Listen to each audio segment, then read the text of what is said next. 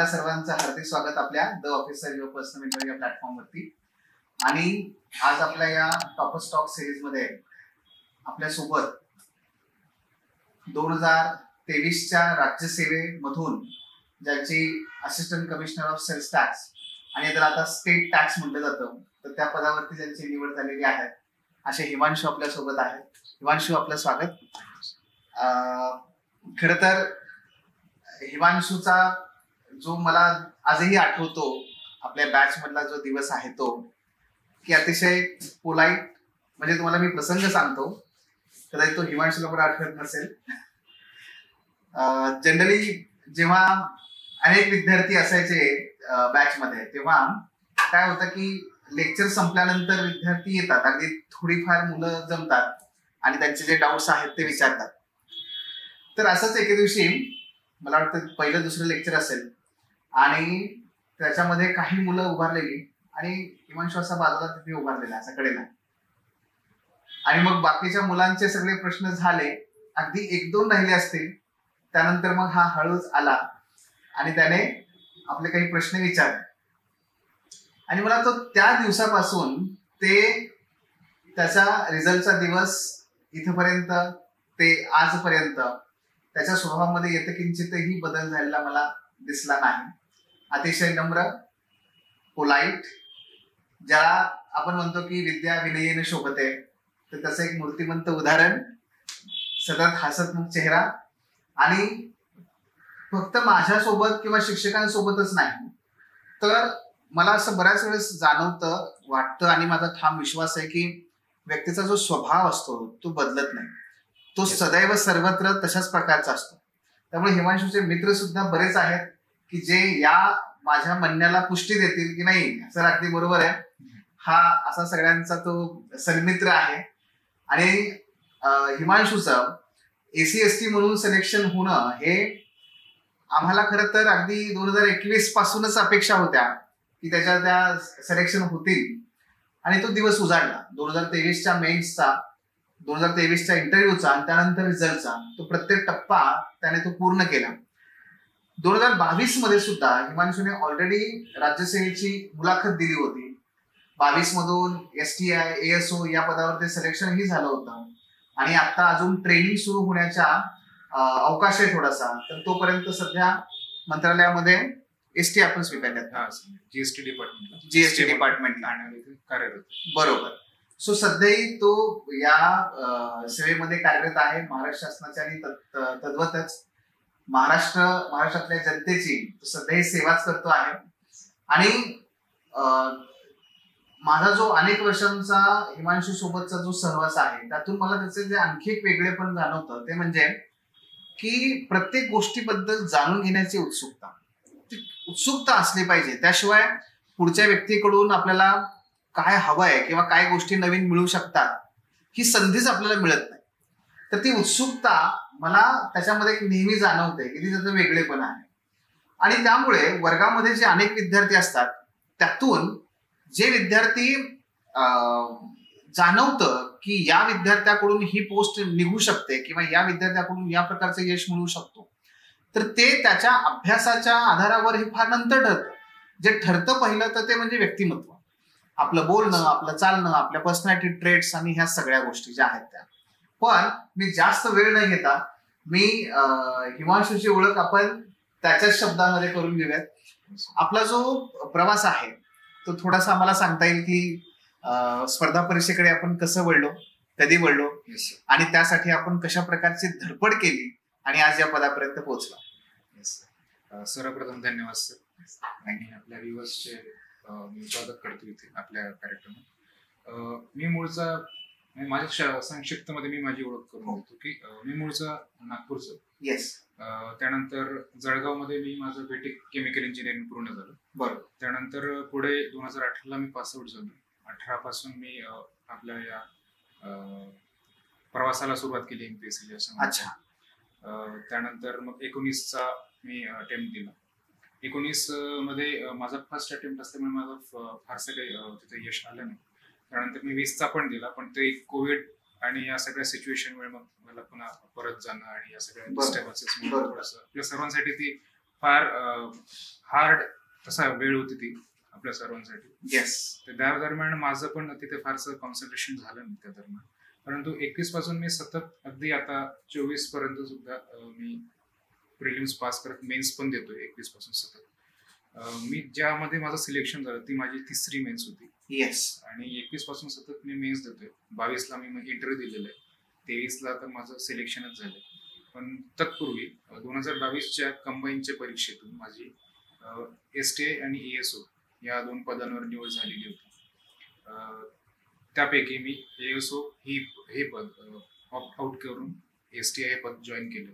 आताच मी ठाण्याला कार्यरत आहे ST ऑफिस. आणि पुढे आता होप की लवकरच आमची जॉईनिंग पण येईल SC/ST म्हणून. सो असा हा माझा संक्षिप्त प्रवास आहे, जेणेकरून तुम्हाला माझ्याशी रिलेटेड जर कोणी तुमच्याकडे कोणी असेल तर तुम्हाला प्रश्न विचारता येईल. निश्चित निश्चित ते होईलच. या जर्नीमध्ये साहजिक आहे, म्हणजे आपल्या स्पर्धा परीक्षेच्या मुळातच त्या सायकललाच फार वेळ लागतो आणि त्याच्यामध्ये एखादी प्रिलिम्स मेन्स किंवा इंटरव्ह्यू कुठेतरी आपण अडकलो की पुन्हा ती सायकल नव्याने आपल्याला सुरू करावी लागते. याच्यामध्ये सगळा जो क्रिटिकल रोल आहे तो म्हणजे आपला मेंटल टफनेस, आपला माइंडसेट. तर मला यात विचारायचं असं आहे की काय काय ते अनुभव आले, कुठल्या त्या समस्या होत्या आणि त्याच्यावर आपण मात कशी केली, कसं आपण स्वतःला ते मेंटली फिट ठेवलं. सर काय काय अनुभव आले यापेक्षा म्हणतील काय काय अनुभव नाही आले असं विचारा. अनेक अनुभव आले, सगळेच अनुभव आले. थोडक्यात काही उदाहरणांसहित आपण तिकडे वळूया, त्याचं उत्तर देऊया. ते असं की एकदा सर मी 19 मध्ये अगदी मी स्वतः माझं उदाहरण सांगते. 18ला मी आलो, अभ्यासाला सुरुवात केली. टेन्शन नव्हतं तेव्हा, असतला भागच नव्हता. ते मी स्वतःहून अजूम करूनच आलेलो होतो की this is not a returning path. Okay, इथून आपल्याला परत जायचा मार्गच नाहीये, जे काय पुढेच आहे. बरोबर. पण त्याचं उलट जास्त बॉदरेशन यायला लागलं हळूहळू की काहीतरी निघायला पाहिजे, काहीतरी व्हायला पाहिजे. जेव्हा मी आलो 18च्या नंतर, I think second half of 2018 मध्ये, तर ते बॉदरेशन पण होतच. आलो तेव्हापासून ते थोडंसं प्रेशर होतं, स्ट्रेस होता.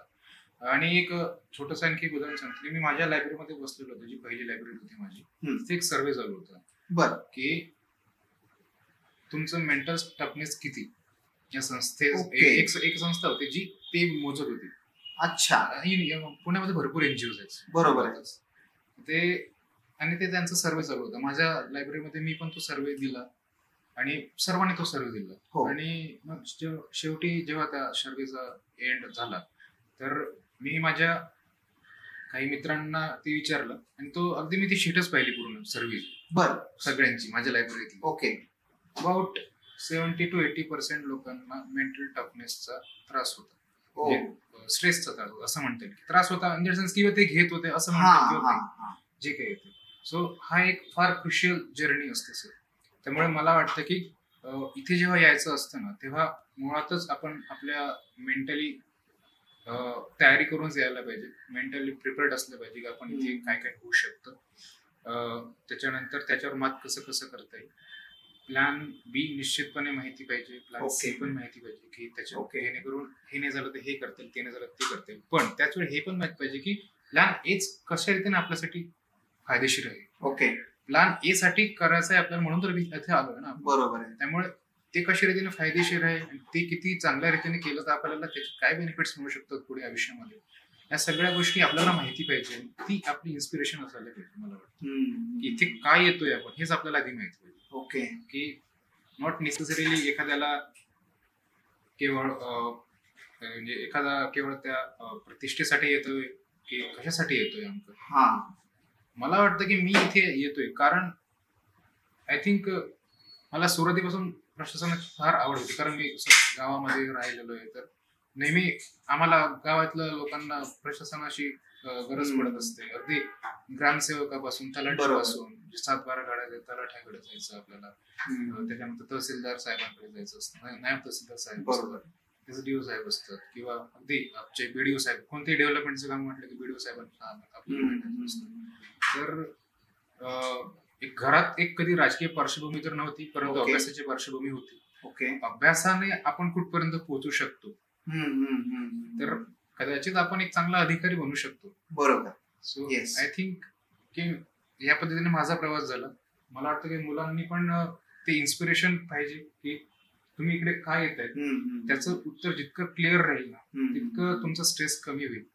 माझं सुद्धा तसंच झालं की सुरुवातीला 1-2 वर्षामध्ये नव्हतं काही, पण हळूहळू ते गोष्टी आणखी रिइग्नेट होत गेला. बरोबर. घरच्यांचा पण सपोर्ट होता. येस. घरच्यांचा सपोर्ट हे फार महत्वाचा रोल प्ले करतो. बरोबर. आय थिंक की घरचे जर असेल ना तुमच्यासोबत तर तुमची अर्धी जी स्ट्रगल असते किंवा अर्धी जी लढाई असते ती ऑलरेडी झालेली असते आणि उर्वरित अर्धी लढाई तुमचे चांगले मार्गदर्शक आणि चांगल्या मित्रांच्या सोबत पूर्ण होत असते. म्हणजे यातून टेकअवे असा आहे, पहिला मुद्दा हा की जवळपास 75 ते 80% मुलांना मेंटल स्ट्रेस किंवा वेगवेगळ्या प्रकारच्या भावनांच्या हिंदोळ्यावरती ते जात असतात. तो आहेच आहे. दुसरा मुद्दा, जर मेंटल टफनेस किंवा मेंटल स्टेबिलिटी आपल्याला मिळवायची असेल तर आपला पर्पज क्लिअर पाहिजे की आपण इकडे का येतोय, ज्याच्यामुळे आपल्याला सतत स्वतःला संतुलित ठेवता येऊ शकतं. हा दुसरा मुद्दा. तिसरा मुद्दा आपल्या केसमध्ये की आपल्याला प्रशासनात यायचं होतं कारण ग्रामीण भागाची पार्श्वभूमी असल्यामुळे ज्या ज्या काही समस्या आपण पाहिल्या, ज्या प्रशासकीय अधिकाऱ्यांना पाहिलं, त्यातून आपल्याला प्रेरणा मिळाली की आपण या ठिकाणी जाऊन काम करून आपण ते प्रश्न सोडवू शकतो. बरोबर. आता मध्ये उल्लेख निघाला घरच्यांचा खूप मोठा सपोर्ट पाहिजे या सगळ्या जर्नीमध्ये. तर होतं असं की आपल्या यशामध्ये जेवढं ते आपलं यश आहे, जेवढं त्याचं श्रेय आपण घेतो त्यापेक्षा खरं ते कित्येक पटीने ते त्यांचं असतं. सो या सगळ्या अप अँड डाऊन्स मध्ये घरच्या मंडळींनी कसं साथ दिली आणि कशा प्रकारचा सपोर्ट केला? सर, जसं मी आधी उल्लेख केला की घरच्यांच्या सपोर्ट शिवाय ती पूर्ण लढाई जिंकता येतच नाही मुळात, असं मला वाटतं. ओके. त्यानंतर माझ्या या जर्नीमध्ये मला आठवतं की माझं काहीच रिझल्ट नव्हतं सर पहिल्या 2 वर्षांमध्ये पुढे. आणि काय कोविडचा फेज फार कठीण होता. बरोबर. सतत परीक्षा पुढे जायची, म्हणजे 8-10 परीक्षा पुढे जाणं इज नॉट अ जोक. आणि मी का म्हणतोय की ते केवळ एवढ्यासाठी नाही की त्या परीक्षा जे ऍडमिनिस्ट्रेटिव्ह काही गोष्टी असतात की ज्यामुळे ते परीक्षा पुढे ढकलावी लागली असेल संस्थेला, त्यात काही वाद नाही. पण त्या मुलांच्या मेंटॅलिटीचं काय की ते 8 पुढे ढकलतात. अगदी जे मुलं तयारी करतात फुल फ्लो मध्ये होतो मी. म्हणजे आय थिंक मला आठवतं की 20च्या मार्चमध्ये परीक्षा होती, कारण 20च्या मार्चमध्ये परीक्षा होती. अगदी मी डिसेंबर पासून ते आपलं फुल फ्लो मध्ये होतं की प्रिलिम्स काढायची, कारण मला नाही निघाली होती यादी. बरोबर. त्यामुळे ते काढायचीच. तर हे सगळं होत असताना त्या पुढे जात होते आणि या दरम्यान मी असं गिव्हअप करून देण्याच्या स्टेजला होतो. ठीक आहे, बस झालं, खूप झालं, आता आपण जबाबदारी घेतली पाहिजे कुठून. म्हणजे खरं तर मला अशी काही गरज नव्हती की मी आताच घ्यावी जबाबदारी, ते मला पर्सनली वाटत होतं. बरोबर. अनेक मुलांना वाटतं सुद्धा, आणि काही मित्र असतील त्यांना वाटतं की नाही खूप झालं. पण त्यावेळी माझ्या वडिलांचे शब्द मला आठवतात की एक शेवटचा ट्राय दे. अच्छा. आमच्यासाठी तुझ्यासाठी तुला नाही द्यायचं नको देऊ, आमच्यासाठी दे. अच्छा. मला आठवतं की तो मी कंबाईनचा, तेव्हापर्यंत माझी कंबाईन पण कधी निघालेली नव्हती.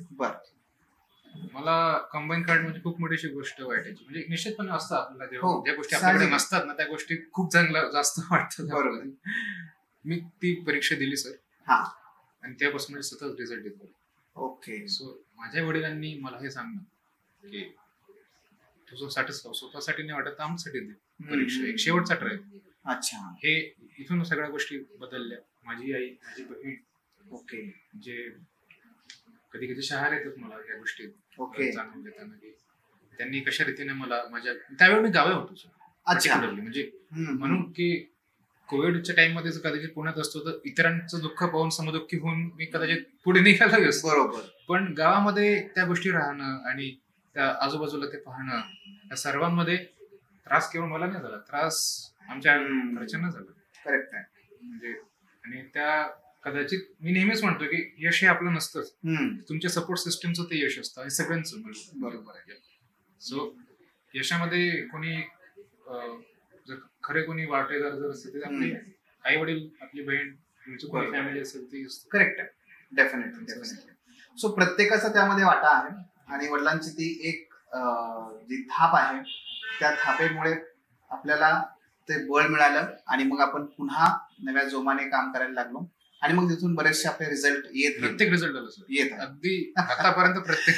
येस येस येस येस, बरोबर बरोबर. त्यामुळे ते कुसुमाग्रजांच्या ज्या कवितेप्रमाणे आहे की मोडला असेल त्यांना पण, हा, तर त्या पद्धतीने आहे की आपल्याला कोणीतरी आहे आणि जो सपोर्ट करतोय ही भावना सुद्धा त्याच्यामध्ये आपल्याला फार मोठी प्रेरणा देऊन जाते.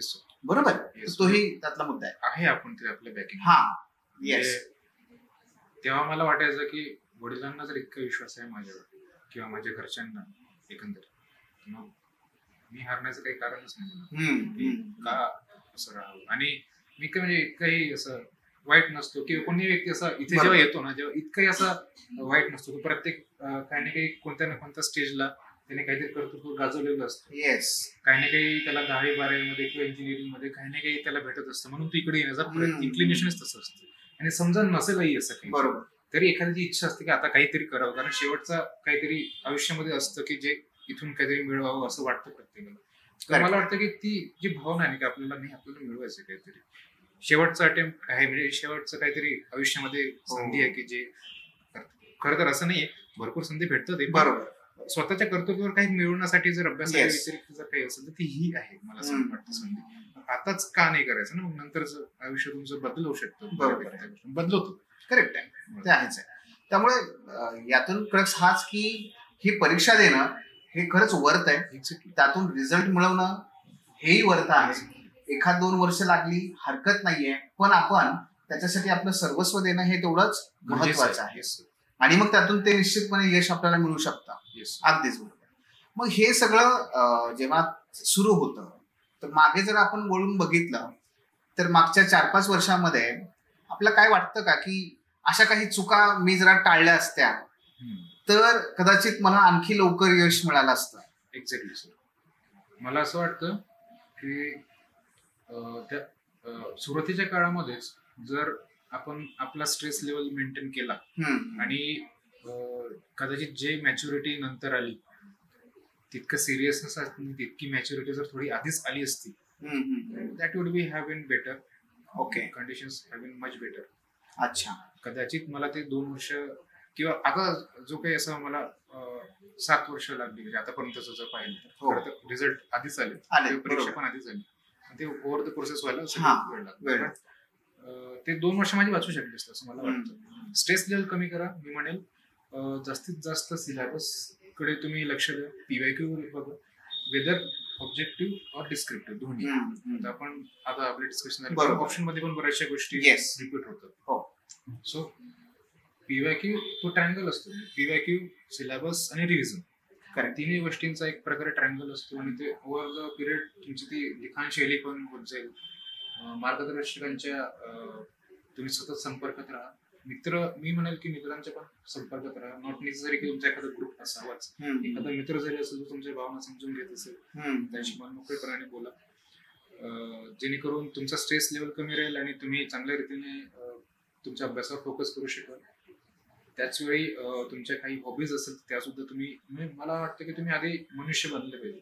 ओके, मनुष्याला हॉबी असतात ना की एखादा रोबोट जो सतत 12 तास अभ्यास करत असतो. तुम्ही कोणतेही असतील तुमची हॉबी, बरोबर, किंवा मग नसेल काही तर मग असं घर बसल्या किंवा आपण अभ्यास करताना ज्या हॉबीज डेव्हलप, ज्या गोष्टी करू शकतो त्या हॉबी डेव्हलप करता येतात. करेक्ट आहे.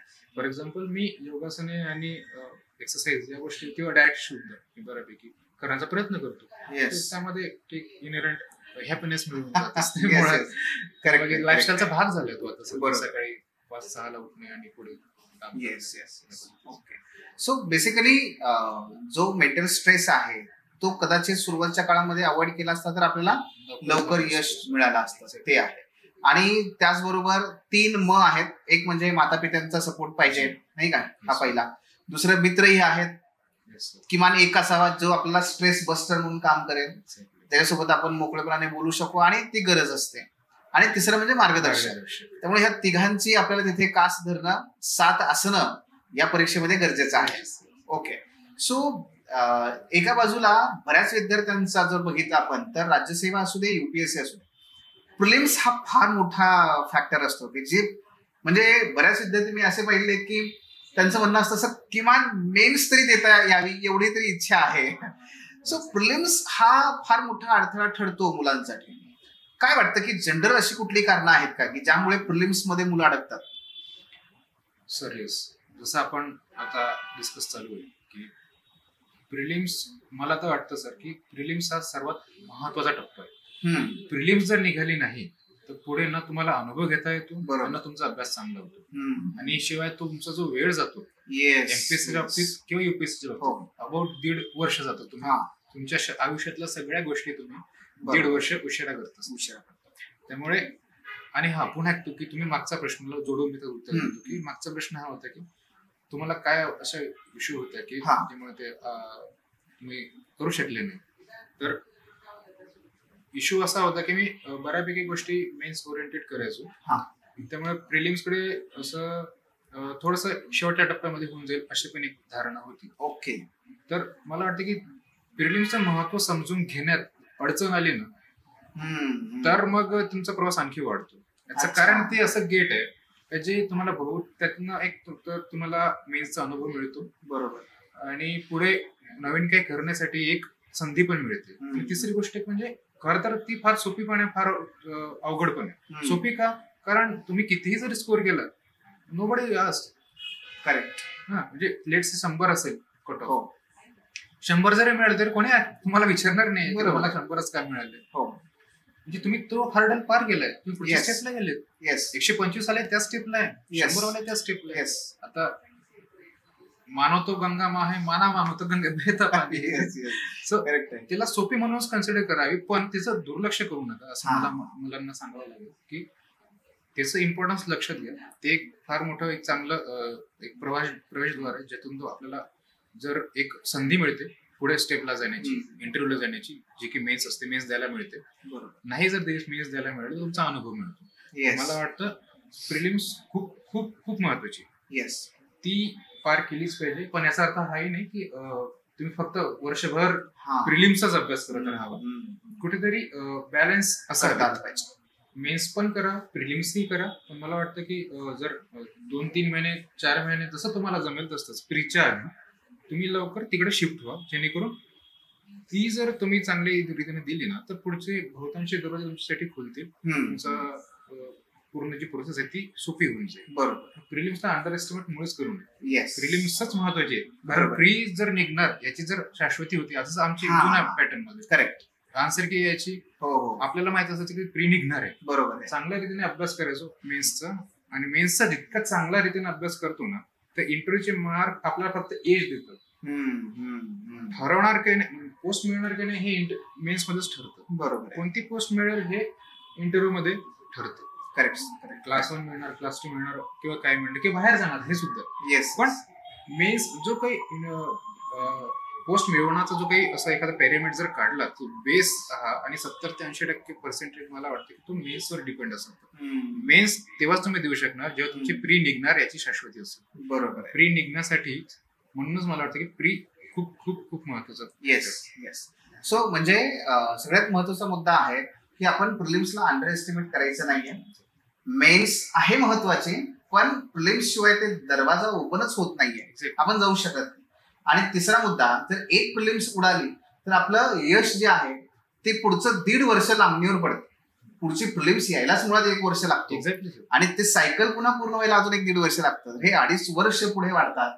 त्यामुळे प्रिलिम्सला आपण अंडर एस्टिमेट करून चालणार नाहीच आहे तसा. मग प्रिलिम्सचा जनरली किती महिने अगोदर अभ्यास सुरू करायचो आपण, केला पाहिजे? सर मला वाटतं की जे कोणी आपले नवीन मुलं असतील किंवा एखाद्या वर्षाचा ज्यांना अनुभव असेल तर ऍटलिस्ट मला वाटतं की 3 महिने तरी आपण करावं. मला वाटतं की या गोष्टीचं किंवा या प्रश्नाचं आन्सर हे त्या मुलांच्या सब्जेक्टिव्हिटीनुसार सुद्धा बदलेल. नवीन जर असाल तर मला वाटतं 3 किंवा 4 महिने जर तुम्ही प्रिलिम्सचा दिले हरकत नाही वाटत. कारण पुढे जर एमपीएससी असेल तर पुढे तुम्हाला रिलेटिव्हली बऱ्यापैकी वेळ मिळेल. युपीएससीच्या बाबतीत कदाचित थोडस या गोष्टी बदलू शकतात. तर मग आपापले निर्णय घेऊन म्हणजे आपल्या कॅपॅसिटी बघून मला वाटतं तो निर्णय घ्यावा. मी पर्सनली 3 महिने द्यायचो. ओके. एका महिन्यामध्ये रिव्हिजन चांगली व्हायची, दुसऱ्या महिन्यात टेस्ट सिरीज चांगली व्हायची, तिसऱ्या महिन्यात परत रिव्हिजन द्यायची. ओके. म्हणजे असा ढोबळ मानाने टाइम टेबल असायचं. बरोबर. सो म्हणजे 3 महिन्यामध्ये किमान 2-3दा रिव्हिजन व्हायचं, मध्ये आपण टेस्ट सिरीज त्या ठिकाणी देतच असायचो असा. एक त्यातला महत्वाचा भाग असतो प्रिलिमचा, तो म्हणजे PYQचा अनालिसिस. त्याची काही वेगळी पद्धत होती का, किंवा काही त्यासाठी असं ते कसं करायचं आपण असं? येस सर, मला वाटतं की एमपीएससीच्या बाबतीत PYQ अनालिसिसला फार जास्त महत्वाचं आहे. त्याची पद्धत माझी अशी होती सर, की मी कोणताही पेपर घ्यायचो आणि एमपीएससीचे बऱ्यापैकी state services, state civil services as well as combined civil services आणि group C combined civil services, या 2-3ही परीक्षांचे, जनरली या 3 परीक्षांचे मी पेपर घ्यायचो आणि त्याचं अनालिसिस करायचो की कोणत्या विषयावर किती आले. त्यानंतर प्रश्न आले, त्याच्यानंतर आणखी त्याच्यामध्ये बायफर्केशन करायचं की ते असं की एखाद्या विषयामध्ये जर काही प्रश्न आलेले असतील तर त्या कोणकोणत्या टॉपिक्सवर किती किती प्रश्न आले. लेट्स से जिओग्राफी आहे, तर त्यामध्ये कोणकोणत्या घटकांवर त्यांनी एमपीएससीने प्रश्न विचारले, त्याची फ्रिक्वेन्सी काय आहे, म्हणजे 16, 17, 18, 19 सतत प्रश्न येत आहेत का, जर येत असतील तर 20ला पण येणार. बरोबर, कदाचित असं ढोबळ मनाने करता येईल, नॉट नेसेसरी की येईलच, पण आपल्याला मानता येईल. आणि त्याच्यानंतर त्याच्यामध्ये आणखी काही आहेत का प्रश्न, त्यामध्ये जसं की समाज सुधारक, इतिहास, त्याच्यामध्ये एक टॉपिक समाज सुधारकामध्ये आणखी एक टॉपिक की लेट्स से डॉक्टर आंबेडकर. त्याच्यानंतर डॉक्टर आंबेडकरांच्या मध्ये सब टॉपिक असायचे त्यांची पुस्तके, किंवा मग त्यांचं ते आपल्या भारतामध्ये येण्याच्या आधीच जे काही त्यांचं जीवन आहे 1920 ते 1927-28 पर्यंत, बरोबर पर्यंत साधारण ते जेव्हा बाबासाहेब यायचे जायचे, परत जायचे शिक्षणानिमित्त करायचे, त्या दरम्यान बाबासाहेब भारतात सुद्धा बरोबर ऍक्टिव्ह होते. अगदी 1920च्या त्या मानगाव चळवळीपासून बाबासाहेब ऍक्टिव्ह झाले. बरोबर आहे.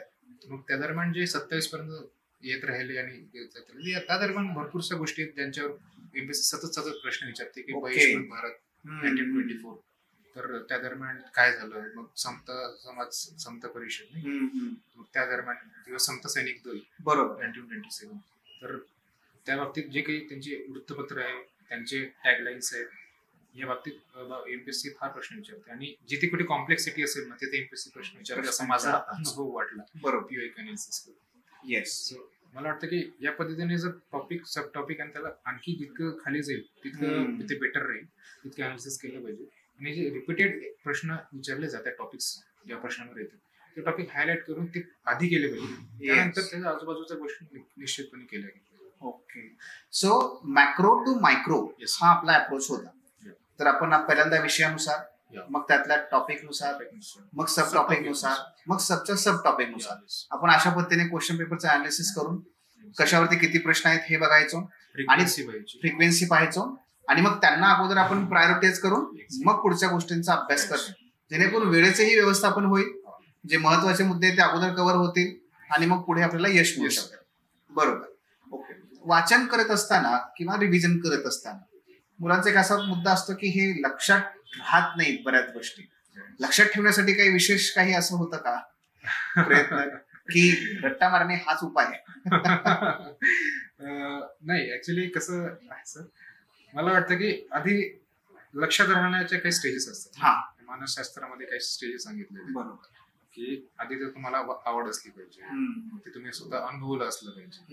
कदाचित हे काही अशा गोष्टी आहेत की त्यामुळे लक्षात ठेवण्याची प्रोसेस सोपी होऊन जाते. येस, तर मग त्याच्या अनेक आहेत. मग त्यापैकी एक रट्टा ही सुद्धा एक आहे पद्धत आहे, आणि ती केली गेली पाहिजे, त्या आवश्यक असेल तर निश्चितपणे. पण माझी पद्धत अशी होती की मला मुळातच इनहेरेंटली अनुभव म्हणजे आवड होती, इच्छा होती. पुण्यामध्ये आल्यानंतर मी इथलं वातावरण पाहिलेलं होतं, आणि आजूबाजूला मी पेठेतच राहत असल्यामुळे जे काही इतिहास मी वाचायचो तो माझ्या आजूबाजूलाच घडताना दिसायचा, त्यामुळे मी रिलेट करू शकायचो त्या गोष्टी प्रत्यक्षात. मी नागपूरचं जळगाव मी पाहिलेलं आहे, पुढे पुण्यात आलेलं आहे, मुंबईत पण काही दिवस मी राहिलेलो आहे, त्यामुळे जिओग्राफी पण मला बऱ्यापैकी दिसायची, मी अनुभवायचो, त्यामुळे जिओग्राफी सुद्धा मी रिलेट करू शकायचो.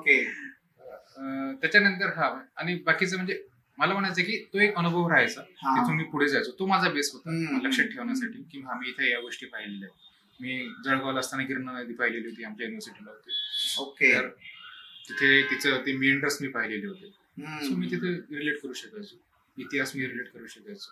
पॉलिटी इथे आल्यानंतर मी बऱ्यापैकी वाचली आणि मग पॉलिटी खालून जर काम केले असेल तर मी ते पॉलिटी आणि इकॉनॉमिक्स केलेलं आहे असं मला वाटतं. की तिथून मग मी काही गोष्टी रट्टा गेल्या, काही गोष्टी समजून घेतल्या. पण मला वाटतं की लक्षात ठेवण्यासाठी सगळ्यात महत्त्वाची काही गोष्टी असेल तर ती तुमचं स्वतःचं समजून घेणं, तुमची ग्रास्पिंग पॉवर. आणि तुम्ही जितके चांगल्या रीतीने समजून घ्याल एखादा टॉपिक तितका जास्त तो तुमच्या स्मरणामध्ये राहील. आणि तो जर तुम्ही प्रत्यक्षामध्ये अनुभवला असेल तर मला वाटतं की तुमच्या कायम स्मरणामध्ये राहील. त्याच्यानंतर जर काही होत नसेल तर मग मी रट्टा निश्चितच मारला पाहिजे. त्यात काही वाव का नाही ते चुकीचंही नाही. बरोबर. कारण मार्क्स पण महत्वाचे, मार्क्स म्हणणं महत्वाचं आहे. बरोबर. सो पहिलं म्हणजे लक्षात तेव्हाच राहतं जेव्हा आपली आवड असली पाहिजे. जे मी वाचतोय त्याच्याबद्दल माझ्या मनात आवड असली पाहिजे. दुसरा, मी ते अनुभवण्याचा, जगण्याचा प्रयत्न केला पाहिजे. उदाहरण खूप छान दिलं की मी पेठामध्येच राहतोय आणि पुण्यातला इतिहास हा पुण्याच्या पेठामध्ये प्रामुख्याने घडलेला आहे. टिळकवाडा असेल, केसरीवाडा, हे सगळं. सो ते असेल किंवा भूगोलाचं खूप छान उदाहरण दिलं, नागपूर ते जळगाव, जळगाव ते पुढे पुणे. आणि त्यामुळे भूगोल मला लक्षात राहतो. गिरणा मी पाहिले तर गिरणा मला लक्षात येते, आठवते, म्हणजे मी व्हिज्युअलाइज करतोय. सो या पद्धतीने त्याच्यात रस घेऊन मी जर अभ्यास केला तर माझं अंडरस्टँडिंग खूप चांगलं होतं, लक्षात कायम राहतं. आणि त्यामुळे मला पाठांतर फार करावं लागत नाही. पण पाठांतराला पर्यायही नाही, काही गोष्टींचं आपलं पाठांतर करावंच लागतं. असं एक्झाम्पल की क्वालिटी वगैरे ओल्ड पॅटर्न नुसार ते होतं की बरोबर. आणि मला वाटतं नवीन पॅटर्न मध्ये काही फारसा फरक नाहीच. म्हणजे एखाद्या गोष्टीला फॅक्ट जर असेल तर इलॅबोरेशन करणं सोपं असं मला वाटतं. अगदी ते आहेच आहे. फॅक्ट शिवाय ते अनालिसिस काही सपोर्ट करू शकत नाही आपण. बरोबर. मग पाठांतराचा पुढचा एक त्यांचा हर्डल असतो तो म्हणजे असा की या सगळ्यांचं व्यवस्थापन करताना प्रत्येक विषयाला समान न्याय द्यायचा का, काही विषयांना काही महत्व द्यायचं. काय होतं की एखादा विषय मुलांचा फार डिफिकल्ट असतो. मग समजा माझा विज्ञान फार डिफिकल्ट आहे तर मग मी माझ्या मनात तीच नेहमी भीती असते, अरे आता याचं काय करू आणि याच्याशिवाय मी पास होईन का नाही. सो ते विषयांचं व्यवस्थापन कसं करायचो आपण, का सगळेच विषय फेवरेट होते? नाही, तसं ऍक्च्युअली तसं नाही. आवड निश्चितच होती. पण मला वाटतं की एमपीएससी मध्ये किंवा कुठल्याही परीक्षेमध्ये पास होण्यासाठी आपल्या प्रायोरिटीज ठरवल्या गेल्या पाहिजे. इथे सर्वच गोष्टींना समान न्याय देऊन चालत नाही. फॉर एक्झाम्पल आता आपण एमपीएससी बद्दलच बोलूया, state services particularly. State civil services बद्दल जर बोलायचं झालं तर जनरल सायन्सचा 20 मार्कांचा प्रश्न आहे. बरोबर आहे. करंट सुद्धा 15 मार्कांचा. तर तिथे वेटेज जास्त आहे. आता जेव्हा आपण म्हणतो की कुठून मार्क्स जास्त येतात हे जास्त गेलं पाहिलं पाहिजे देन की कुठे मार्क्स किती विचारले गेले. ओके. मार्क्स कुठे जास्त येतात जेव्हा आम्ही आणि आताही मला वाटतं की फार काही चेंज होईल नाही होणार. सो पर्टिक्युलरली एमपीएससी मध्ये पॉलिटिक्स हे सर्वांचं चांगलं असतं. इंडियन पॉलिटिक्स हा जो टॉपिक आहे सर्वांचं चांगलं असतं मुलांचं. त्यामुळे स्वाभाविक आहे की तिथे मार्क्स पण चांगले येतात आणि विचारले जाणारे प्रश्न सुद्धा तुलनेने इतर गोष्टींपेक्षा किंवा इतर सब्जेक्टपेक्षा सर्टन असतात. बाकी ठिकाणी अनसर्टनिटी जास्त. त्यामुळे अशा जर गोष्टी आहेत की ज्या सर्वांच्याच कॉमन आहेत, तुम्हाला सर्वांना येणार आहेत, स्वाभाविक गोष्ट आहे की ते तुम्हाला पण यायला पाहिजे. बरोबर. कारण तिथे सर्टनिटी आहे. रिपीटेडली त्याच गोष्टींवर प्रश्न विचारला जाते. त्यामुळे यावर्षी नाही विचारला जाणार असं सांगून किंवा असं समजून घेण्यात किंवा समजून करून घेण्यात मला वाटत नाही की फार अर्थ आहे. पॉलिटी हा एक असा टॉपिक आहे की जो कव्हर केला गेला पाहिजे. इकॉनॉमी सुद्धा रिपीटेड प्रश्न आहेत, सेमी टॉपिक आहे. सगळ्यात छोटा प्रिलिम्सच्या दृष्टीने जर म्हणलं तर सगळ्यात छोटा सिलेबस हा इकॉनॉमीचा आहे असं समजते.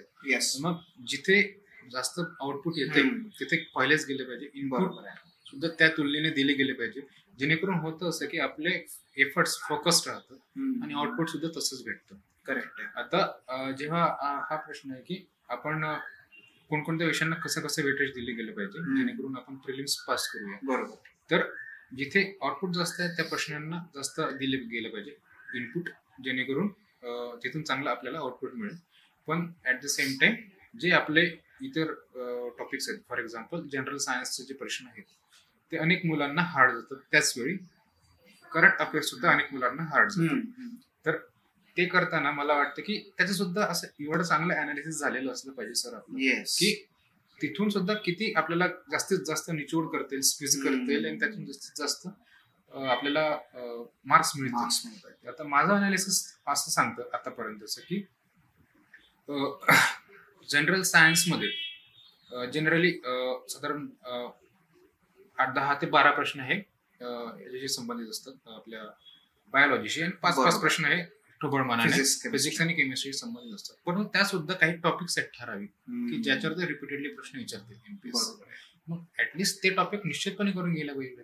फॉर एक्झाम्पल फिजिक्स आहे, तर फिजिक्समध्ये रिपीटेडली रे ऑप्टिक्स या घटकावर प्रश्न विचारले जाते. येस, रे ऑप्टिक्सचा तुम्ही चांगल्या रीतीने करून गेलेच पाहिजे. त्याच्यासाठी चांगले बुक्स पण आहेत. रेफरन्स बुक जनरली स्टेट बोर्डच आहेत, ते चांगले वापरा. किंवा मग काही एक स्टँडर्ड रेफरन्स बुक म्हणून आपण स्पेक्ट्रम यांचं नाव घेऊ शकतो, जे खूप चांगल्या रीतीने कव्हर करतात सगळ्या गोष्टी. बाकी इतर पण काही मटेरियल आहेच, ते तुम्ही वाचू शकता. आणखी फिजिक्समध्ये जर म्हणायचं किंवा केमिस्ट्रीमध्ये आणखी पुढे गेलो, केमिस्ट्रीच एक घेऊया. ते परत रिपीटेडली त्या ॲटॉमिक मॉडेल्स आहेत आपले, त्यांच्यावर प्रश्न आहेत. ऍसिड बेस केमिस्ट्रीवर फार प्रश्न आहेत. बरोबर, ऍसिड बेस केमिस्ट्री. त्यानंतर बायोलॉजी घेऊया. नॉमेनक्लेचरवर भरपूर प्रश्न आहेत. बायोनिमल नॉमेनक्लेचर जे आपल्याला केरळस लेण्यासने दिलेले. बरोबर. सो त्या बाबतीमध्ये आपल्याला तो टॉपिक चांगल्या रीतीने करता येईल. क्लासिफिकेशनवर प्रश्न आहे, नॉमेनक्लेचरवर पण आहे, क्लासिफिकेशनवर की कोणती एखादा क्रिएचर कोणत्या याचे टॉपिक मध्ये फिट बसतो यावर प्रश्न आहे. मला वाटतं ते आपण पाहून गेलं पाहिजे.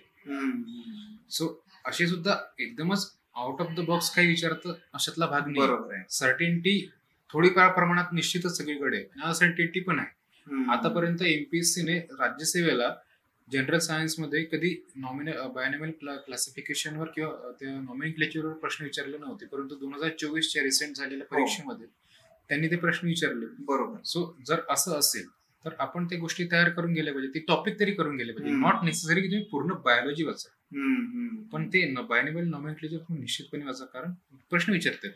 उद्या चालून जर कदाचित 25च्या प्रिलिम्स मध्ये त्यांनी नाही विचारलं, सो तर मग ठीक आहे, म्हणजे ज्या प्रश्नांवर विचारले त्या प्रश्न तुम्ही करून जा, ते टॉपिक करून जा. सब्जेक्ट इम्पॉर्टंट पेक्षा ते टॉपिक इम्पॉर्टंट आहे, हे मला जास्त महत्वाचं. Okay okay. सो पहिलं म्हणजे की मूळ आहे ते पीवायक्यूचं अनालिसिस, ते कळल्यानंतर आपण कुठलाही विषय आवडता न आवडता न करता जिथून मला आउटपुट जास्त मिळतंय, इनपुट कमी, अगोदरला मी प्रायोरिटाईज केलं पाहिजे. आणि त्याच्याही पहिले तिसरा मुद्दा की पुस्तकांपेक्षा किंवा विषयांपेक्षा सुद्धा जो त्याच्या अंतर्गत जे टॉपिक्स आहेत ते मला कंपल्सरी करायचेच आहे. कुठलाही विषय असू दे, मी त्यातले ते करणारच. तर या पद्धतीने जायला पाहिजे. तर हे असं व्यवस्थापन केलं तर आपल्याला यश हमखास मिळू शकतं. प्रिलिम्स निश्चितपणे आपण पास होऊ शकतो. बरोबर आहे. मग याच्यामध्ये आता जर इकॉनॉमिक्सचा जो मुद्दा म्हणला, तो कमी आपल्याला त्याचा हे आहे, इनपुट आहे, आणि आउटपुट मात्र चांगला आहे त्यातला एक. पण त्यात आकडेवारीबद्दल काय मुलांच्या मनात गैरसमज असतात. आता ते पीवायक्यूचं अनालिसिसच पाहिजे खरं तर, परंतु तरी सुद्धा त्याला काही डील काही वेगळ्या पद्धतीने केलं होतं असं काही? Yes sir. इकॉनॉमिक्सचा बऱ्याच मुलांचा तो एक कन्सर्न असतो. हो. इनफॅक्ट मी इकॉनॉमिक्सवर भरपूर काम केलंय सर. बरं. सुरुवातीच्या काळात, आणि मला त्याचा फायदा पण झाला. मेन्स मध्ये सुद्धा चांगले मार्क केले कन्सिस्टंटली GS4 मध्ये. ओके. Old pattern. बरोबर. सो इकॉनॉमीच्या बाबतीत मी काय केलेलं होतं सर, अगदी मला आठवतं की 18-19ला एनसीआरटीज आपण सजेस्ट केलेल्या होत्या. मी इकॉनॉमीच्या एनसीआरटीज वाचून काढले, आणि तेव्हा प्रश्न पण त्यावेळी यायचे एनसीआरटी मधून. मला वाटतं पॉवर्टी शेअरिटी काही प्रश्न आलेले होते, आणि ते तेव्हा यायचे सुद्धा. सो मी ते इकॉनॉमिक्सचं ते वाचून काढलं. शिवाय दत्त अँड सुंदर हे चांगलं पुस्तक रिकमेंड केलं होतं मला. त्याचाही फायदा झाला, ते मीन्स आतापर्यंत झाला. तर ते एक सिलेक्टिव्ह, आपण ते भरपूर मोठं पुस्तक, बरोबर, ते सिलेक्टिव्हली आपल्या टॉपिकशी संबंधित तेवढंच वाचलं तर बेटर आहे. तुम्ही वाहवत जाऊ शकता. ते मात्र होतं. ते एक होतं. त्याच्यानंतर आणखी एक चांगलं पुस्तक मला वाटलं की जे अनडिस्प्युटेड आहे एमपीएससी मध्ये आकडेवारीसाठी, ते मला वाटतं किरण देसले सरांचं पुस्तक आहे. चांगलं पुस्तक. ते सुद्धा तसंच आहे, बल्की आहे, वाहवत जाऊ शकता, आणि भाषा पण खूप चांगली उघडपणे वापरली. पण मला वाटतं तुम्ही सिलेक्टिव्ह वाचा, किंवा मग वाचायचं असेल तर एकदा चांगलं वाचून घेते देसले सरांचं पुस्तक, आणि नंतर तुम्ही सिलेक्टिव्ह वाचा सेकंड रेटिंग, जेणेकरून त्याचं आउटपुट चांगलं होईल. ओके. सो मला वाटतं की मी काय केलं होतं इकॉनॉमीसाठी, तर सुरुवातीला माझं बेस्ट टाइम होतं, कारण एनसीआरटी आणि दत्त अँड सुंदर बरोबर होतं. त्याच्यानंतर मग सरांचं पुस्तक आता नवीन नंतर आलेलं होतं, त्याच्यानंतर कोविड नंतर कळालं बऱ्यापैकी. तर त्यांनी छान रीतीने मांडणी केलेली आहे, पीवायक्यू त्यांनी हायलाइट करून दिलेली आहे. बरोबर आहे. तर त्यातून डेटा एक्स्ट्रॅक्ट केला जो महत्वाचा आहे, डायरेक्टली पॉवर्टी आणि अनएम्प्लॉयमेंटच्या संबंधित. बरोबर. त्याच्यानंतर सस्टेनेबल डेव्हलपमेंट आणि स्कीमचा सुद्धा. तर मग ते रिपीटेडली त्या पुस्तक वाचणं झाल्यामुळे बहुतांशी जो डेटा होता तो बऱ्यापैकी पाठ होऊन गेलेला होता. आणि जो आणखी काही राहिलेला होता तो PYQ ला संदर्भ ठेवून मी तो डेटा एक्स्ट्रॅक्ट काढून माझे नोट्स काही बनवले होते. ओके. तो थोडासा मग शेवटचा स्टेज अशी असते की ती रट्टा मारावेच लागतो. बरोबर. जर पण फॅक्ट सुद्धा जर कोरिलेट करून रट्टा मारला ना तो फायदा होतो. करेक्ट. पॉवर्टी एवढी होती, मग ओव्हर द पिरियड आपली पॉवर्टी कमी होत गेलेली आहे, परंतु the percentage of people living in poverty has remain constant. Correct. अशा रीतीने जर थोडंसं रिलेट करत गेलं तर आय थिंक मला महत्वाचं वाटतं. ओके. इकॉनॉमीचं तर तसं आहे की PYQ ला संदर्भ ठेवून नोट्स काढा. देसले सरांच्या पुस्तकात ते बऱ्यापैकी PYQ दिलेले, त्यातनं तो डेटा काढा आणि तो करा. बरोबर. तरी त्यातल्या त्यात इकॉनॉमी हा तसा बघितला तर बराचसा भाग हा स्टॅटिक आहे. येस. आणि त्यामुळे कॉन्सेप्ट स्टॅटिक जो पार्ट आहे तो केला तर आपल्याला पुढे मार्क्स चांगले मिळवता येतात. एक्झॅक्टली. पण जो करंट आहे तो फार फ्लुइड आहे. येस. डायनॅमिक आहे फार. पहिला प्रश्न तर त्यातला असा आहे, किती वर्षांचं करंट करायचं. दुसरं, करंट हे नेहमी करंटच देतं. बऱ्याच मुलांना ते कळतच नाही की अरे कितकं वाचलं होतं तरी काही वेगळं चाललं. हा एक फार मुलांचा मुद्दा असतो, तो एक आहे. आणि तिसरं म्हणजे मग ते कसं त्याच्यावरती विजय प्राप्त करायचा. तर काय एकूण याच्याबद्दलची स्ट्रॅटेजी कशी होती? सर मला वाटतं की याचा उत्तर हे आपण अनालिसिसच्या संदर्भातून दिलं. ओके. तर इकॉनॉमी आणि करंट यांचा जर आपण संदर्भ शोधला तर तो असा भेटतो की करंटच्या अनुषंगाने MPSC ही लार्जली स्कीम्सवर फोकस करत असते. ओके. मला वाटतं की एखादं चांगलं मटेरियल किंवा करंट अफेअर्सशी संबंधित कोणतेही चांगलं मटेरियल ज्याच्यातनं ते स्कीम्स कव्हर झालेले असतील ते आपण वाचले गेलं पाहिजे. त्याच्यानंतर आय थिंक त्याच्यानंतर आणखी कॉप परिषदा UNFCCC ज्या परिषदा घेत असतात त्याच्या संदर्भाने MPSC करंटच्या प्रश्न विचारतात. त्याच्याशी मला वाटतं कोरिलेट करे गेले पाहिजे. त्या गोष्टी आपण जर असे काही लिमिटेड टॉपिक आहे तर हे लिमिटेड टॉपिक कोणते हे आपण जर चांगले अनालिसिस केलं आपल्याला स्वतःला पण कळेल की लिमिटेड टॉपिक कोणते की ज्याच्याबद्दल करंट आपण केले गेले पाहिजे. मला वाटतं फक्त तेवढंच करंट त्याच्याशी संबंधित करा. ओके. कारण मग अननेसेसरी करंट बाकीचं मग जर काही असेल तर मग त्या गोष्टी आपल्या करंट अफेअर्स या वेगळ्या सेक्शन मध्ये कव्हर होऊनच जात असतात. बरोबर आहे. त्यामुळे इकॉनॉमीशी संबंधित जर असेल तर तेवढं मला वाटतं की तेवढं. मग इयरबुक की मंथली मॅगझिन वाचायचं तर? Yes sir. तो पण एक कन्स्टंट असतो. सुरुवातीच्या काळात मी मंथली मॅगझिन्स वाचली सर. ओके. कारण परीक्षाच इतक्या पुढे जायला लागल्या की मला वाटलं की इयरबुकच वाचलेलं बरं राहील. किती वर्षांचं म्हणजे. तर मग आता कारण 2-2 वर्ष जर परीक्षा पुढे गेल्या तर मी 2 वर्षाची 24 मॅगझिन्स नाही वाचू शकत. मी एखादं इयरबुक रेफर केलेलं कधी पण चांगलं. ओके. आणि मला वाटतं की जर तुम्ही अशा पोझिशन मध्ये असाल की मागचं पूर्ण इयरच कन्सिडर होत असेल परीक्षेला तुम्ही इयरबुक गेलं कधी पण चांगलं. ओके. त्याच्याशिवाय आजकाल तर 3 महिने पण येत आहेत, 6 महिने पण येत आहेत.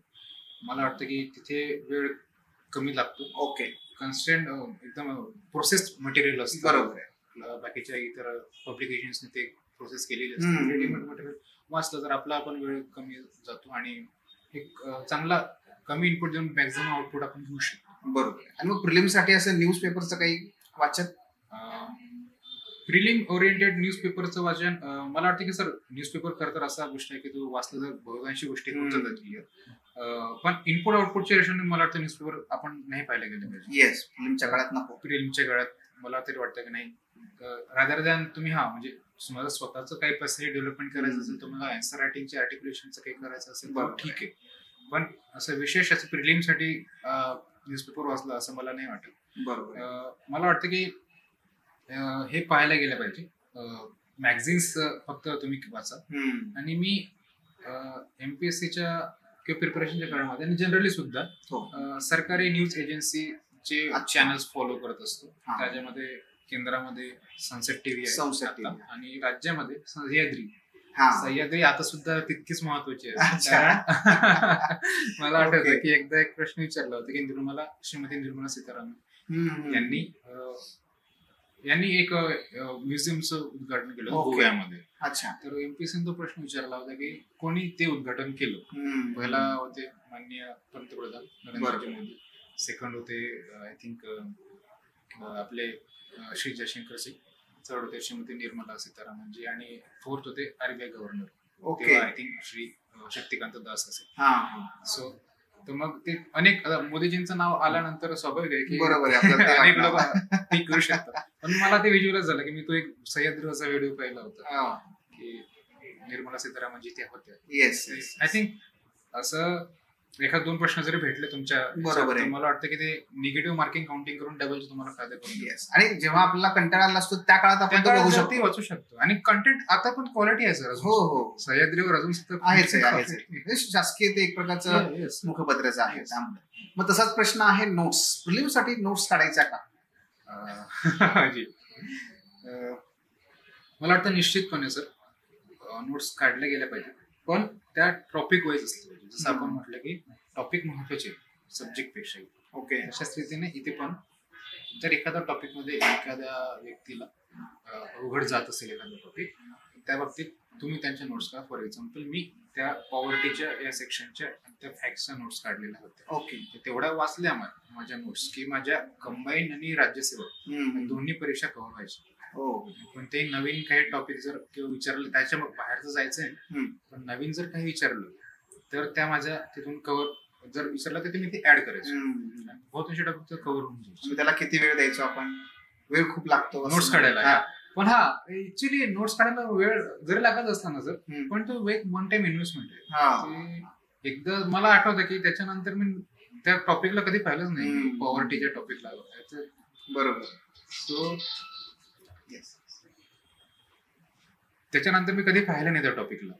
त्याच वेळी पॉलिटिक्स सुद्धा माझ्या नोट्स होत्या. म्हणजे मी कम्पॅरेटिव्हली वाचायचो पार्लमेंट आणि स्टेट लेजिस्लेटिव्ह काय चाललं. लक्ष्मीकांत सरांच्या पुस्तकामध्ये ते सगळं वेगवेगळे दिले. अर्थात ते पुस्तक आहे ते त्यांना तसं द्यायला पाहिजे, पण त्याला डायजेस्ट कसं करायचं हे तर आपल्यावर. मी त्याच्या नोट्स काढलेल्या होत्या. मी दोन्ही पॅरलली वाचायचे, त्यामुळे कुठे डिफरन्स आहे हे मला लक्षात यायचं आणि समजायचं सुद्धा, चांगलं समजायचं. इथे इथे असं, इथे इथे असं असं. करेक्ट. बिलच्या बाबतीत काय होतं, कुठे आपण जॉईंट पार्लमेंट जॉईंट सेशन कुठे कुठे घेऊ शकतो वगैरे. सो मला वाटतं की त्या काढल्या गेल्या पाहिजे. येस. पण त्याच टॉपिकचं जे तुम्हाला कठीण वाटतं. एखाद्याला हिस्ट्री कठीण वाटू शकतं तर तो हिस्ट्रीचा नोट्स काढेल. एखाद्याला मला पॉलिटिकल डायजेस्ट करायचं होतं काय ऍक्च्युली, तुम्ही पॉलिटिच्या आणि त्या याच्या पण नोट्स काढले होते, इकॉनॉमिकच्या त्या तेवढ्याच टॉपिकच्या नोट्स होत्या. बरोबर आहे. इतर टॉपिकच्या नोट्स नव्हत्या. येस. सो एकतर परीक्षा दृष्टिकोनातून महत्वाचा टॉपिक, आपल्याला अवघड वाटणारा टॉपिक, जे क्रिटिकल टॉपिक असतात त्याच्या पण नोट्स काढल्या पाहिजेत. आणि डेफिनेटली आपल्याला त्याचा फायदा होतो त्या अर्थाने. पुढे आता याला जोडून पुढे एक मुद्दा येतो, तो म्हणजे की MCQ सॉल्व्ह करणं आणि टेस्ट सिरीज देणं. तर टेस्ट सिरीज तर निश्चितपणे दिल्या असणारच आहेत. त्याचा फायदा कसा करून घेतला? हा सर, मला वाटतं की सगळ्यात चांगली टेस्ट सिरीज ही आयोगाची PYQ असणारी टेस्ट सिरीज खूप चांगली. ओके. त्यानंतर पण ते कसं की आपण साधारणतः लायब्ररीमध्ये वगैरे बसलेलो असतो किंवा घरी असाल किंवा कोणी कॉलेज ऑफिसमध्ये पण अनेक लोक अभ्यास करतात. ओके, ठीक आहे, अभ्यासमध्ये तिथे पण करता येतो. तर सगळ्यात चांगली टेस्ट सिरीज ती असते आणि त्याच्या अनुषंगाने ती जी आपण एखाद्या क्लासेसची टेस्ट सिरीज असतो, कोणताही क्लास असू शकतो, तर त्यांची टेस्ट सिरीजचा फायदा फक्त एवढा असा की त्या तेवढ्या वेळेमध्ये आपलं तेवढं प्रश्न सोडवता येत आहेत. ते थोड्या वेळासाठी असं म्हणतात की फॅमिलाराईज होणं त्या एक्झामच्या पॅटर्नशी. तेवढ्या गोष्टीसाठी टेस्ट सिरीज एखाद्या बाहेर ठिकाणी जाऊन देणं ते पण इम्पॉर्टंट वाटतं मला. 1-2 द्यावी एखाद्याने. आणि त्याच्यानंतर पण त्याचं आउटपुट जर काही काढायचं म्हटलं तर मला वाटतं की विशेष फारसं जर राहत नाही, कारण ते जनरली ते PYQच असतात आणि त्याच्यामध्ये थोडंसं काही बदल करून करंटचे काही प्रश्न वगैरे टाकून किंवा मग काही जेन्युइन पण असतात, काही प्रश्न निश्चितपणे चांगले असतात. तर मग जे काही तुम्हाला वाटतं की तो टॉपिक आपला राहिलेला आहे तो टॉपिक तुम्ही तिथून कव्हर करा आणि त्याच्यानंतर रूमवर आल्यानंतर किंवा तुम्ही स्टडी रूममध्ये आल्यानंतर तुम्ही पुढे त्या टॉपिक पुन्हा चांगल्या रीतीने तुम्ही रिवाईज करा आणि त्याच्यावर कमांड मिळवा. ॲडिशनली PYQचं तुम्ही व्हॅल्यू ॲडिशन करा, त्याच्यावरून तुम्ही कमांड मिळवा. पण त्याचं असं फार बॉदरेशन करून घेऊ नका एखाद्या क्लाससाठी, किंवा म्हणजे दोन्ही पॉझिटिव्हली आणि निगेटिव्हली सुद्धा, की मला खूप चांगले मार्क आलेत, मला फार डाऊन किंवा फार कमी मार्क आलेत, असं नाही. महत्वाचं आहे की ती टेस्ट सिरीज सगळ्यात चांगली मी सांगितलं आयोगाची, पण ती वेळेचं नियोजन निश्चितपणे व्हावं, चांगल्या रीतीने व्हावं, यासाठी इतर जर टेस्ट सिरीज देत असेल तर खूपच चांगली गोष्ट. त्या पद्धतीने. आणि आणखी एक त्यांचा मुद्दा असतो तो म्हणजे सिसॅट. सिसॅट साठी आता तसं माहिती तर एमपीएससी साठी दर्जा थोडासा तुलनेने सोपाच आहे आणि क्वालिफाईंग नेचर आहे त्याच्यामध्ये. काही वेगळा वेळ त्याला दिला होता का? दिला होता तर किती दिला होता आणि ते कसं टॅकल केलं होतं? सर सुरुवातीच्या काळामध्ये मला वेगळा वेळ द्यावा लागायचा कारण तेव्हा क्वालिफाईंग नव्हता आणि ते कन्सिडर करायचं मुलं अगदी 150 मार्कापर्यंत घ्यायचे.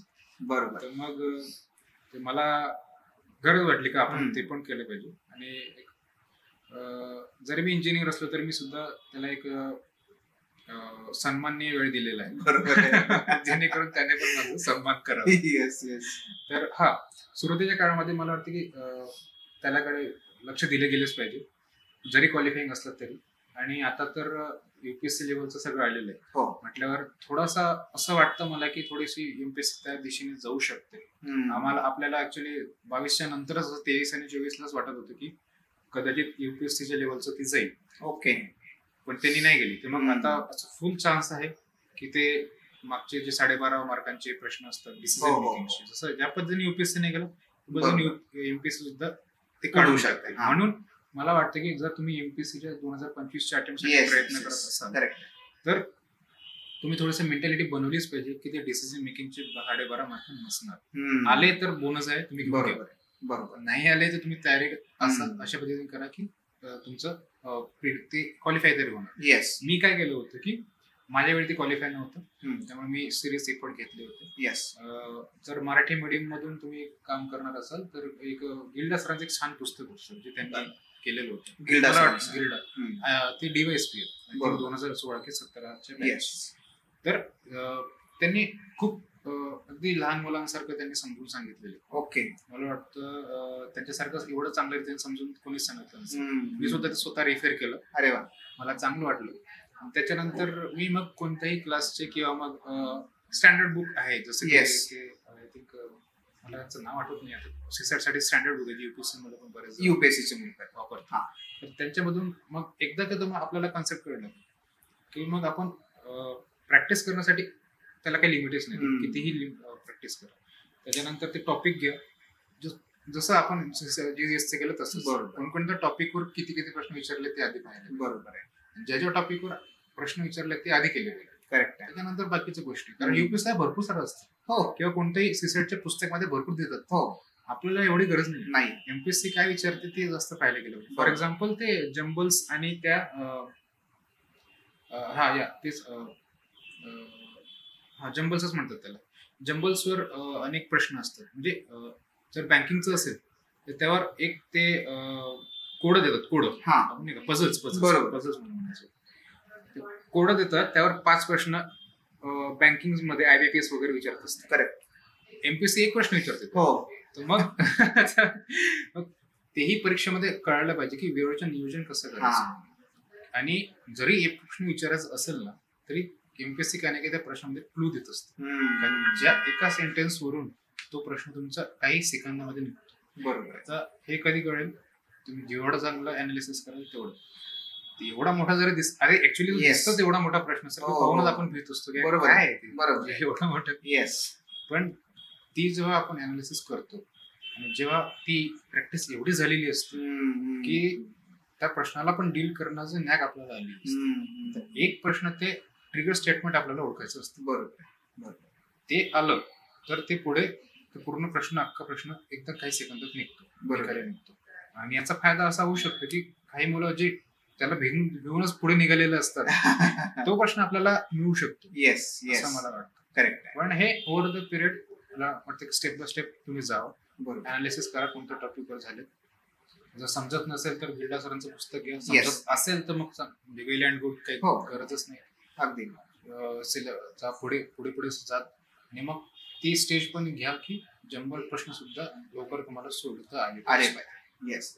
एक ज्याला फार असं म्हणजे मुलंही फार चाचपडत प्रश्न विचारतात आणि बरेचसे आमचे जे शिक्षक मंडळी आहेत ते त्याला धुडकडून लावतात. अरे असला प्रश्न कुठे असतो का? तो म्हणजे काय की सर दिवसभराचं शेड्यूल कसं केलं पाहिजे. तर दिवसभराच्या शेड्यूल मध्ये काय काय असायला पाहिजे, किती तास अभ्यास केला पाहिजे किंवा कुठले विषय, तर त्याच्याबद्दल काही सांगता येईल का की आपण कसं करायचो किंवा आपलं काय करू नये, काय करावं त्याबद्दल असं काही? निश्चितपणे सर, अनेक नवीन मुलं आपले विद्यार्थी मित्रांना हा नेहमी प्रश्न पडतो. बरोबर. मलाही पडायचं. हो. तर मला वाटतं सर की आपण 2 कॅटेगरी करूया. जे वर्किंग आहेत ते, जे नॉन वर्किंग आहेत फुल टाइम स्टडी करतात. आधी जे नॉन वर्किंग आहेत फुल टाइम स्टडी करतात त्यांच्याबद्दल मला सांगावं असं वाटतं की त्यांच्यामध्ये पण आणखी थोडस ग्रुप करू की जे ज्यांची प्री निघाली आहे ते, आणि ज्यांची प्री नाही निघाली आहे, ज्यांची प्री निघाली आहे किंवा त्यांना थोडस वाटतं की आपली प्री निघू शकते आणि आता पुढे मेन्सचा पिरियड आहे. मला वाटतं की मेन्सच्या पिरियड मध्ये 1 मिनिट सुद्धा वाया घालवणं म्हणजे तो अपराध आहे. मेन्स प्री टू मेन्स खूप, जर गोल्डन पिरियड जर खूप चांगला असतो मला वाटतं तो असतो आपल्या युपीएससीच्या प्रवासामध्ये. बरोबर. तर त्या मुलांनी मला वाटतं की 10 तास तरी ऍटलिस्ट केलाच पाहिजे. म्हणजे आहेच तो मुळात एवढा, तो केला गेला पाहिजे, त्यापेक्षा कमी नाही केला गेला. पण मग ज्याची त्याची मग ग्रास्पिंग पॉवर आहे, त्याच्यानुसार तो ठरवू शकतो त्याची स्वतःची. पण ते मला वाटतं की 10 तास ते ऍटलिस्ट केला गेला पाहिजे 100%. त्याच्यानंतर थोडंसं जे वर्किंग आहे त्यांच्याबद्दल बोलू की त्यांना पण थोडंसं, मला स्वतः मी वर्किंग आहे त्यामुळे मी ते रिलेट करू शकतो की वर्किंग झाल्यानंतर कसा वेळ होतो. पण मला वाटतं की 5-6 तास 7 तास तुम्ही दिला गेला पाहिजे. 6 तास तुम्ही देऊ शकता, सकाळी 3 तास, रात्री 3 तास. बरोबर. ओके. आणि कदाचित तुम्ही वर्किंग आहात याचा अर्थ हा आहे की तुमचा बेस स्ट्रॉंग झालेला असेल, म्हणूनच तुम्ही वर्किंग आहात, कुठेतरी पोस्टिंगला आहात. किंवा मग असं होऊ शकतं की एखादं IT सेक्टर मध्ये काम करत आहे आणि त्याला आता इकडे यायचंय पण तो जॉब सोडू शकत नाही. करेक्ट. अशा वेळी मला वाटतं की मग अशा वेळी काय करायचं की तुमचं काम सोडून आणि तुमचे नित्य व्यवहाराचे तास सोडून जो काही वेळ मिळतो तो मॅक्झिमम देण्याचा प्रयत्न करावा. हा मॅक्झिमम वेळ तुमचा 2 तास राहू शकतो, हा 3 तास राहू शकतो किंवा 4 तास राहू शकतो. पण जे रीतीने मॅक्झिमम वेळ देतो तो चांगला कॉन्स्टंट द्या, कन्सिस्टंट द्या, फुल कॉन्सन्ट्रेशन द्या. बरोबर. त्यामुळे तासांपेक्षा तुम्ही कॉन्सन्ट्रेशनवर जास्त लक्ष द्या, सिलेबस कव्हर करण्यावर लक्ष द्या. बरोबर. आता याच्यानंतर दिवसाचं शेड्यूल कसं असावं, तर जे नॉन वर्किंग आहेत त्यांनी मला वाटतं की सुरुवातीच्या काळात मी सकाळी PYQ घ्यायचो. ओके. PYQ आता म्हणजे टॉपिक ठरलेला आहे उद्या काय करायचं माझं. करेक्ट. आधीच की उद्या मी हा टॉपिक घेणार आहे, त्या टॉपिक वरच मी आधी PYQ पाहायचो. बरोबर. त्याच्यानुसार मला दिशा मिळायची की आपल्याला हा टॉपिक तर वाचायचा आहे, पण किती लेंथ अँड ब्रेथ किती आहे तिथून कळायचं. साधारण 12 वाजेपर्यंत मी 2 तास सुरुवातीला सकाळी 7ला बसायचो अभ्यास. 7 ते 8:30-9 पर्यंत माझा तो एक स्लॉट व्हायचा, PYQ होऊन जायचं. 9 ते 12 तो त्याच टॉपिक बद्दल थिअरीचा तो असतो वाचायचा, त्याचा तो एक स्लॉट व्हायचा. त्याच्यानंतर 12 ते 1 मी गॅप घ्यायचो. 12 का तर ते आपला मेन्स सुद्धा 10 ते 12 या काळात असायची. 12 वाजता मी तो ब्रेक घ्यायचो, जेणेकरून बायोलॉजिकल क्लॉक सुद्धा आपली नीट राहावी या पद्धतीने. तर त्याच्यानंतर मग साधारण 1-1.5 वाजता मी पुन्हा लायब्ररीमध्ये परत यायचं. बरोबर. जर दुपारच्या वेळी मला वाटतं की तो सीसॅट घेतला तर ते फायदेशीर ठरतं. जर प्रिलिम्स आहे पुढे, आता फॉर एक्झाम्पल आताच जर प्रिलिम्स आहे तर मी जसं म्हटलं की मी सन्मान्य वेळ देतो सीसॅटला, आणि अगदी क्वालिफाय झाल्यानंतर सुद्धा मी वेळ द्यायचो. ओके. कारण अंडर एस्टिमेट नाही करू शकत.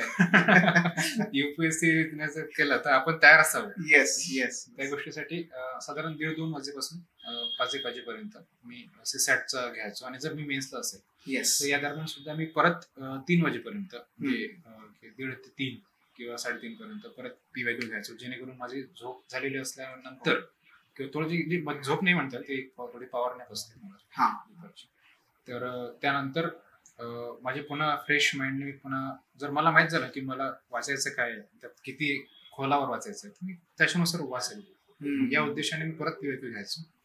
आणि परत मी त्या रीतीने मग 3 ते साधारण 7 पर्यंत जर मेन्सला असेल तर मी परत तो GSचा अभ्यास कंटिन्यू करायचो.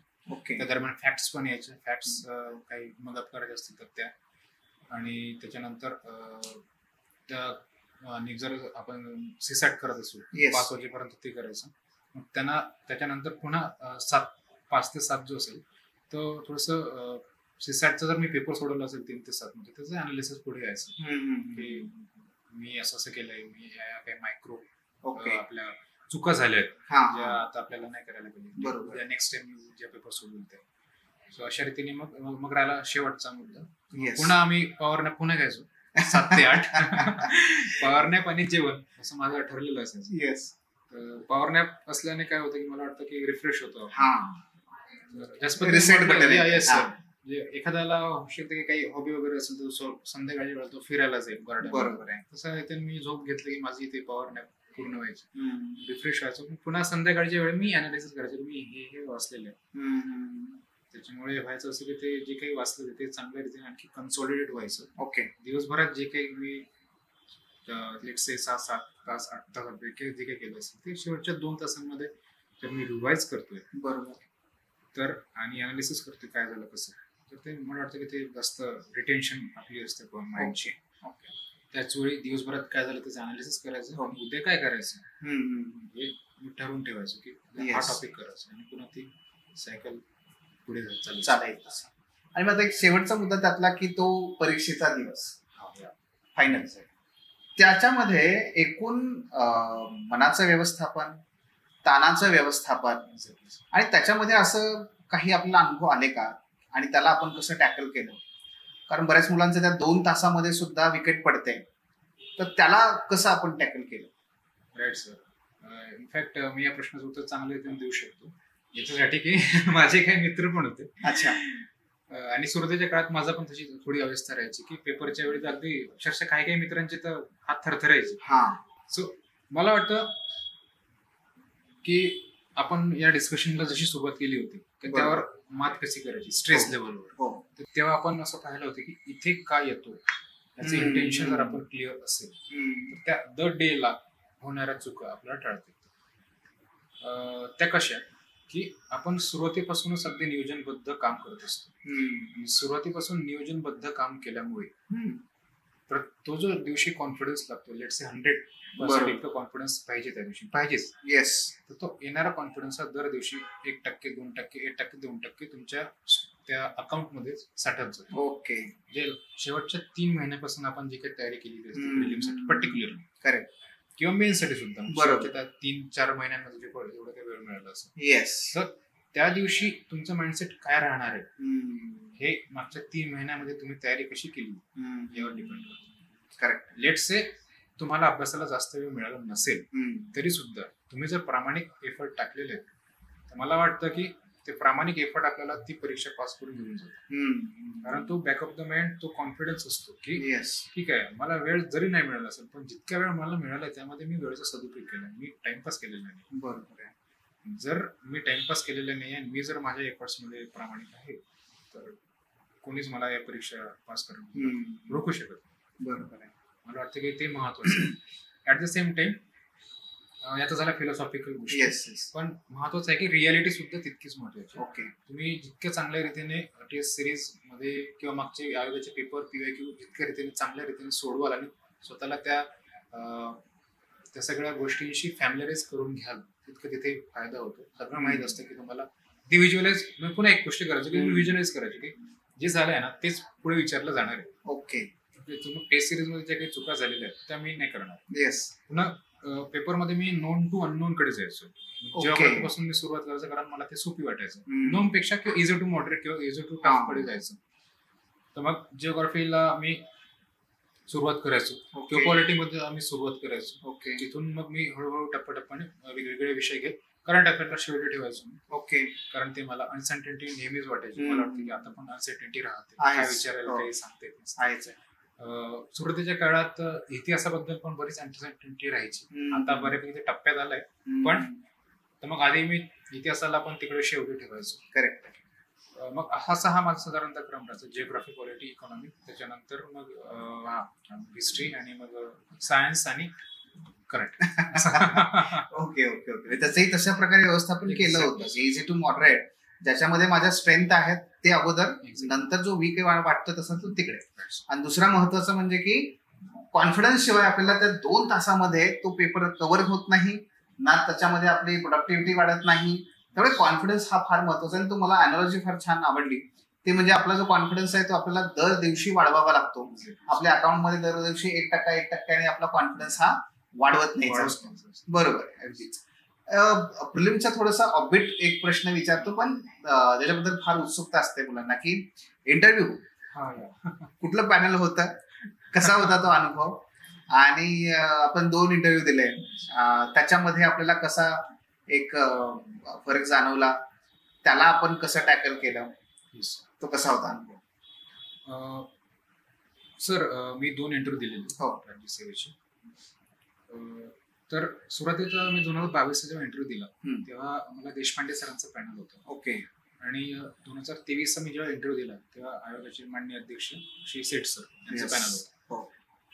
तर दोघांचे अनुभव खूप छान होते.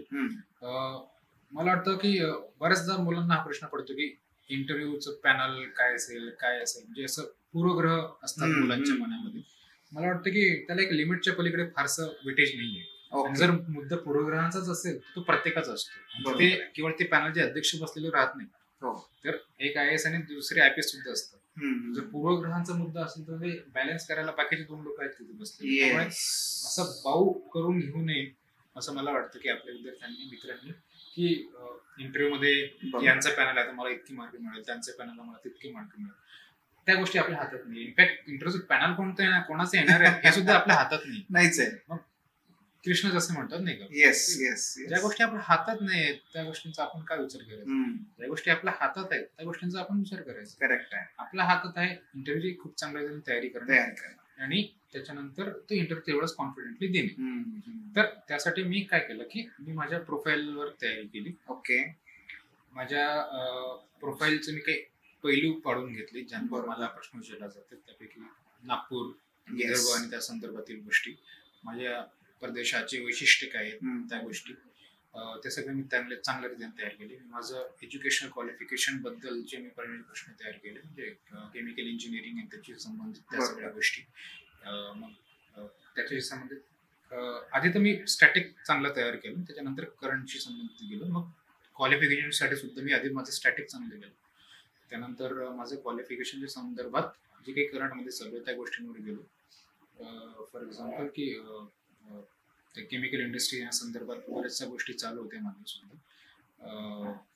न्यूक्लिअर पॉवर आणि या गोष्टी पण बऱ्याच चालू होत्या माझ्या इंटरव्ह्यूच्या वेळी सुद्धा. त्या गोष्टी मी केल्या.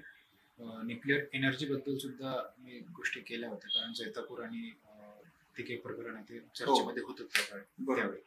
तर म्हणून मी त्या गोष्टी चांगल्या केल्या. म्हणजे थोडक्यात प्रोफाईलचं स्टॅटिक पोर्शन मी आधी कम्प्लीट केलं चांगलं. ओके. त्यानंतर क्वालिफिकेशन जिथे झालं, जळगाव सुद्धा मी तेवढं चांगलं रीतीने कव्हर केलं जितकं मी नागपूर केलं. बरोबर. मी पुढे काही दिवस मुंबईत होतो, पुण्यात पण होतो, मग ते सुद्धा तेवढंच चांगल्या रीतीने कन्सिडर केलं. त्याच्यानंतर मग याच्या संबंधित बाकी इतर जे पैलू आहेत ते मी केले, की मी त्या दरम्यान काय केलं, माझी गॅप जशी जस्टिफाय करता येईल त्या बाबतीत मी तयारी केली. आणि त्यानंतर मी 22च्या इंटरव्ह्यूच्या वेळी तर मी कुठेच कार्यरत नव्हतो. 23च्या इंटरव्ह्यूच्या वेळी मात्र मी कार्यरत होतो.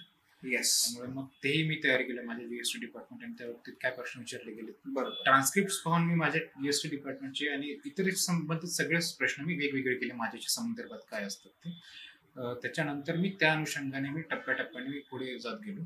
त्याच्यानंतर मग करंट अफेअर्स घेतले, या संदर्भात आणखी काय करंट अफेअर्स सांगितलं. तर मला वाटतं की देशपांडे सर बऱ्यापैकी तुमच्या प्रोफाईलवर विचारतात असा माझा अनुभव राहिलेला. येस. सेठ सर बऱ्यापैकी प्रोफाईल आणि तुमचा करंट या दोन्ही गोष्टींना चांगले मॅनेज करतात. त्यामुळे मला वाटतं की तुम्हाला जर एखाद्या पॅनल बद्दल काही पाहायचं असेल तर ते प्रश्न कसे विचारतात एवढंच पहा, रादर दॅन की मार्क्स, कारण ते तुमच्या हातात तसे पण नाही आहेत. तुमचा कितीही चांगला गेला ना, कदाचित एखाद्याला वाटू शकतं. माझे काही मित्र आहेत की त्यांचे खूप चांगले गेले, किंवा एखाद्याला असं पण आहे की त्यांचं खूप वाईट बुक गेला असं त्याला वाटलं, पण प्रत्यक्षात ते त्याला खूप चांगले मार्क, 67 चांगले मार्क. सो मला वाटतं की हे फार सब्जेक्टिव्ह आहे, कोणाला कसं वाटू शकतं, कोणाला कसं वाटू शकतं. बरोबर आहे. सो आपण फक्त अभ्यास करावा, कसं करावं आपण आता पाहिलंच. स्टॅटिक कडून डायनामिक कडे जाऊ, प्रोफाईलवर आधी तयारी करावी, चांगलं काम करावं. आणि आणखी एक महत्वाचा मुद्दा वाटतं की तुम्ही जर मित्रांमध्ये चांगले इंटरव्ह्यू घेत राहिले, किंवा आपण सुद्धा मॉक इंटरव्ह्यू घेतात, तर तिथे सुद्धा असं ठिकाणी मला वाटतं की जास्तीत जास्त मुलांनी त्याचा फायदा करून घ्यावा. आपलं पॅनल पण चांगलं असतं. सो त्यामध्ये जितके जास्त आपण बोलाल तितके जास्त तुमचं आर्टिक्युलेट कसं करणार ह्या गोष्टी डेव्हलप होत असतात. करेक्ट आहे. So, मित्रांमध्ये बोला किंवा तुम्ही घरी असाल किंवा ऑफिसला असाल तर तिथे बोला, कुठे बोला, नसेल कुठे तर आरशासमोर बोला. करेक्ट आहे, करेक्ट आहे. पण मला वाटतं एखाद 2 इंटरव्ह्यू तरी द्यायलाच द्यायलाच पाहिजे. हा, त्यातून एक भीती आणि अनुभव दोन्ही गोष्टी एक्झॅक्टली सर. ते साध्य आपण जसं म्हटलं की फॅमिलीराईज होतो प्रिलिमला असं पाहिलं, येस, मॉडेलशी फार फॅमिलीराईज होतो, तसं इथे सुद्धा आपण फॅमिलीराईज होत असतो बरोबर त्या गोष्टीसोबत. फार असं नवीन काही वाटत नाही. येस, नक्कीच. मी शेवटी फक्त पुन्हा एकदा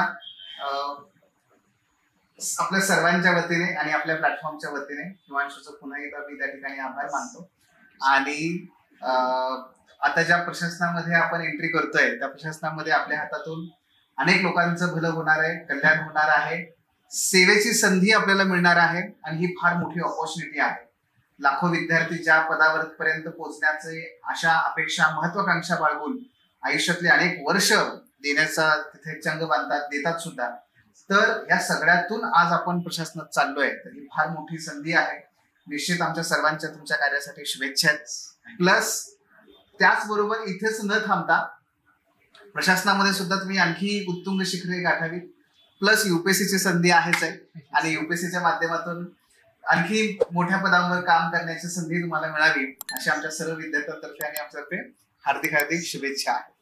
इथे आल्याबद्दल पुन्हा एकदा धन्यवाद आमच्या सर्वांकडून. Thanks for watching. If you found this video valuable, don't forget to like, share and subscribe our channel. The Officer, your personal mentor.